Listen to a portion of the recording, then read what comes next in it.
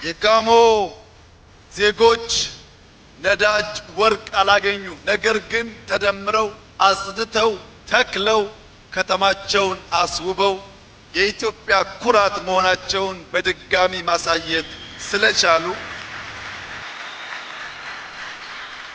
ሶዶች፣ ዲላዎች፣ ወላይታዎች፣ ቦንጋዎች፣ ሌሎች በዚህ አካባቢ ያሉ ከተሞች የአርባ ምንጭን ፈለግ በመከተል ከተማቸውን ማጽዳት፣ ዛፍ መትከል፣ ማስዋብ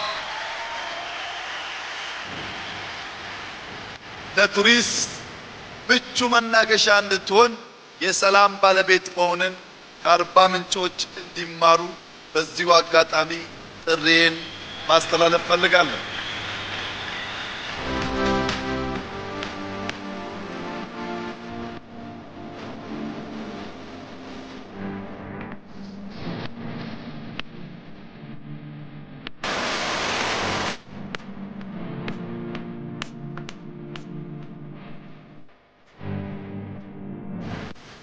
እዚህ የታደማችሁ ኢትዮጵያውያን የአርባ ምንጭን ጫካ ሳትመለከቱ እንዳትሄዱ።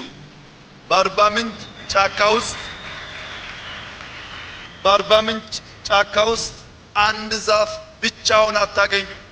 ልዩ ልዩ ዛፎች፣ ልዩ ልዩ ተፈጥሮ ያላቸው ወፍራም፣ ቀጭን፣ ረጅም፣ አጭር፣ ቅጠላቸው የሰፋና ያጠረ በርካታ ዛፎች በድምሩ የአርባ ምንጭ ውበቶች ሆነው ይታያሉ።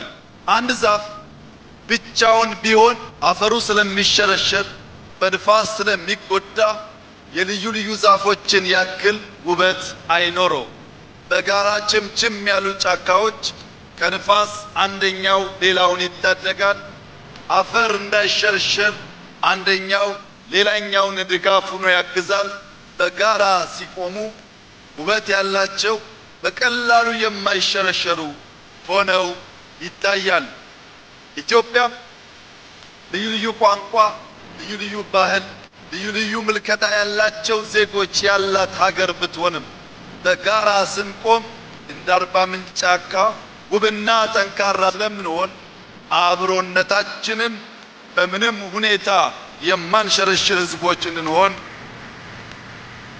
በመደመር እሳቤ በህብረ ብሔራዊነት ትርክ በጋራ ለመቆም እያንዳንዳችን በግልና በጋራ እንድንወስን በታላቅ ትህትና ጥሪ ላቀርብላችሁ እወዳለሁ።